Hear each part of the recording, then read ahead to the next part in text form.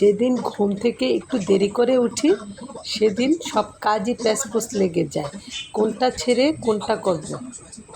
Hello, আসসালামু আলাইকুম। আজকে আমি বেশি কিছু রান্না করব না। আজকে রান্না করব বেগুন ভাজি আর বাটা মাছ ভুনা। বেগুনগুলি সব ফালি ফালি করে কেটে নিয়েছি, আর লবণ হলুদ মরিচ মাখিয়েও নিয়েছি। একে একে সবগুলি ভেজে নিচ্ছি। আসলে বেগুন ভাজিটা অ্যালার্জি না থাকলে মোটামুটি সবাই পছন্দ করে। আর বেগুন ভাজির সাথে মরিচও ভেজে নিয়েছি। বেগুন ভাজির সাথে মরিচটা খেতে ভালোই লাগে। মাছগুলি ধুয়ে হলুদ লবণ মাখিয়ে নিচ্ছি। এই মাছটা তরকারির চেয়ে আমার শুকনা ভাজাই খেতে বেশি ভালো লাগে। দুই একবার ভাজা খাওয়া হয়ে গেছে, সেজন্য আজকে তরকারি রেঁধে নিচ্ছি।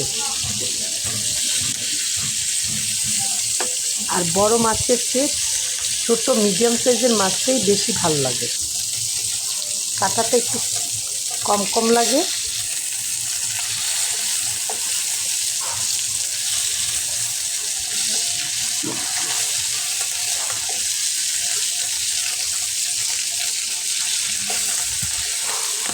মাছগুলি কড়া করে ভেজে নিচ্ছি।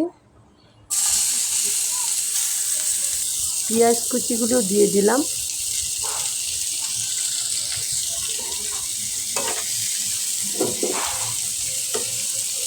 তেল দিয়ে পেঁয়াজগুলি নেড়ে চেড়ে ভেজে নেব।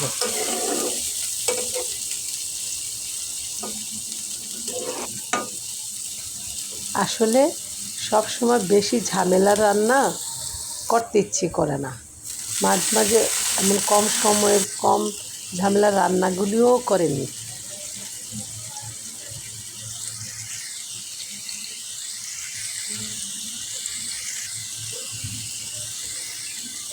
আর হলুদ মরিচ লবণ ধনিয়ার গুঁড়া দিয়ে দিয়েছি, আদা রসুনের পেস্ট সহ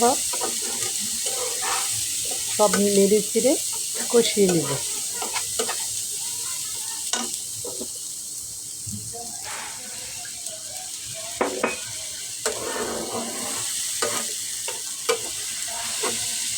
অল্প পানি দিয়ে মশলাগুলি নেড়ে চেড়ে ভালোভাবে কষিয়ে নিচ্ছি। এখন ভেজে রাখা বাটা মাছগুলি দিয়ে দিব, জিরার গুঁড়াও দিয়ে দিলাম।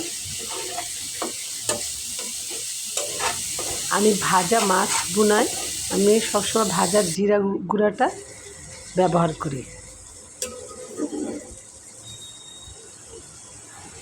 এই মাছটা অবশ্য বাচ্চারা খেতে পারে না, কাঁটা একটু বেশিই থাকে। যারা বেছে খেতে পারে খেতে ভালোই লাগে।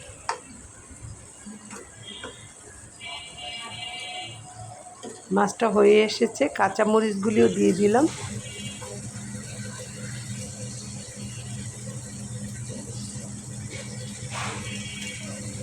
এই ভুনাটা আমি একটু ঝোল ঝোল রেখেছি, গামাখা করব না।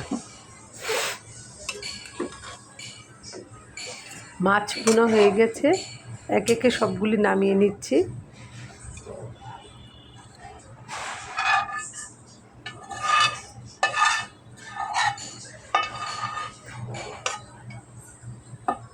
ভালো থাকবেন সবাই, আল্লাহ হাফেজ।